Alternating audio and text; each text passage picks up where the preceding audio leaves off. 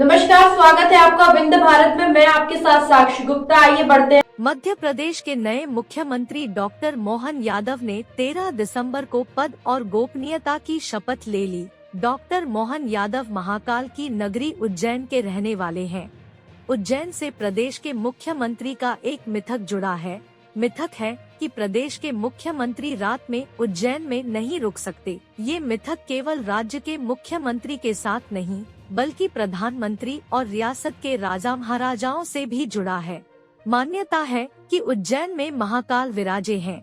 ये उनकी नगरी है, इसलिए नगरी में एक ही राजा रह सकता है, वह है महाकाल। मुख्यमंत्री डॉक्टर मोहन यादव उज्जैन के ही रहने वाले हैं, तो वे रात में उज्जैन के अपने निजी आवास पर रुक सकेंगे या नहीं, इसे लेकर ज्योतिषाचार्य की अलग अलग राय है।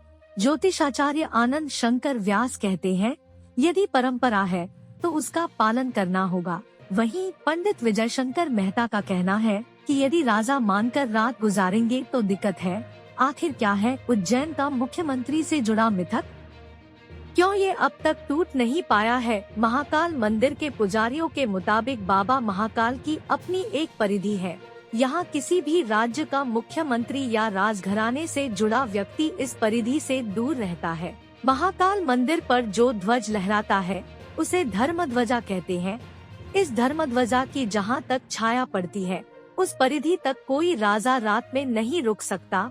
विक्रमादित्य उज्जैन के राजा थे, तब उनका किला इसी परिधि में आता था। कहा जाता है कि जब विक्रमादित्य न्याय करने जाते थे तब राजा की कुर्सी पर महाकाल विराजित होते थे, इसलिए वे न्याय कर पाते थे। मान्यता के अनुसार विक्रमादित्य के बाद किसी भी राजा को राज करने का अधिकार तभी मिल सकता है जब वह राजा विक्रमादित्य की तरह पराक्रमी और न्यायप्रिय हो। कुछ लोग मानते हैं कि यही वजह रही कि राजा भोज को अपनी राजधानी धार और भोपाल में बनाना पड़ी थी। उज्जैन का विप नेताओं से जुड़ा ये मिथक इसलिए भी कहा जाता है क्योंकि भारत के पूर्व प्रधानमंत्री मोरारजी देसाई को अपने पद से इस्तीफा देना पड़ा था। मोरारजी देसाई भारत के चौथे प्रधानमंत्री थे। एक रात वे उज्जैन में रुके थे। अगले ही दिन कुछ ऐसे हालात बने कि उनकी सरकार गिर गई। ऐसा ही कुछ कर्नाटक के मुख्यमंत्री बीएस येदियुरप्पा के साथ भी जुड़ा है। उज्जैन में रात गुजारना येदियुरप्पा को महंगा पड़ा था क्योंकि 20 दिन बाद वे मुख्यमंत्री नहीं रह सके थे। शिवराज सिंह चौहान 18 साल तक प्रदेश के मुख्यमंत्री रहे। इतने सालों में उन्होंने एक रात भी उज्जैन में नहीं गुजारी। ताज़ा उदाहरण 25 नवंबर का है। शिवराज पूरे परिवार के साथ महाकाल मंदिर पहुंचे थे। यहाँ उन्होंने महाकाल लोक के दर्शन भी किए और महाकाल की शयन आरती में भी शामिल हुए। रात 11:30 बजे तक शिवराज मंदिर परिसर में ही रहे।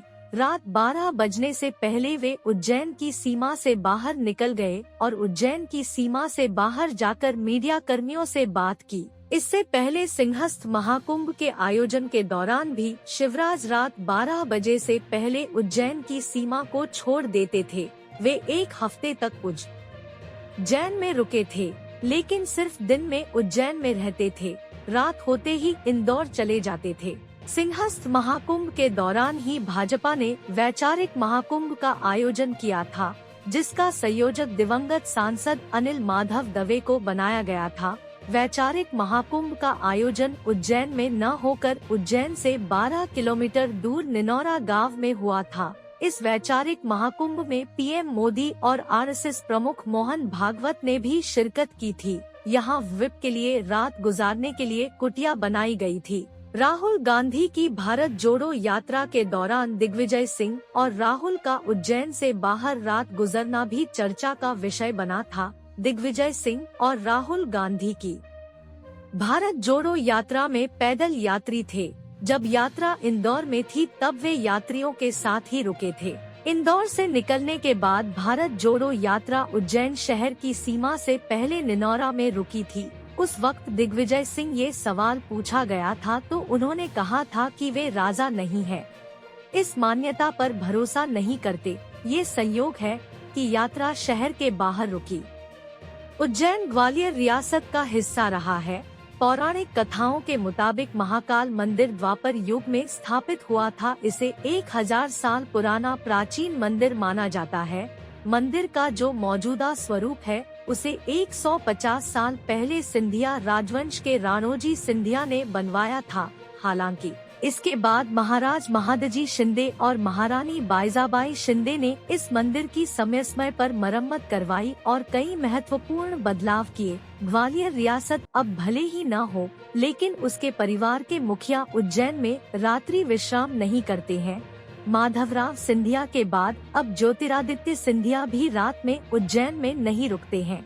उज्जैन में सावन महीने में निकले वाली शाही सवारी की परंपरा की शुरुआत सिंधिया राजवंश ने ही की थी। उस वक्त भी सिंधिया परिवार की ओर से भगवान महाकाल की सवारी के दौरान पूजा अर्चना और आरती की जाती थी, लेकिन पहले केवल 2 या 3 सवारियां ही निकाली जाती थी। बाद में इसे बढ़ा दिया गया है। जानकारों की माने तो ऐसा कहा जाता है कि सिंधिया राजवंश की तरफ से आज भी एक अखंड दीप महाकाल मंदिर में जलता है।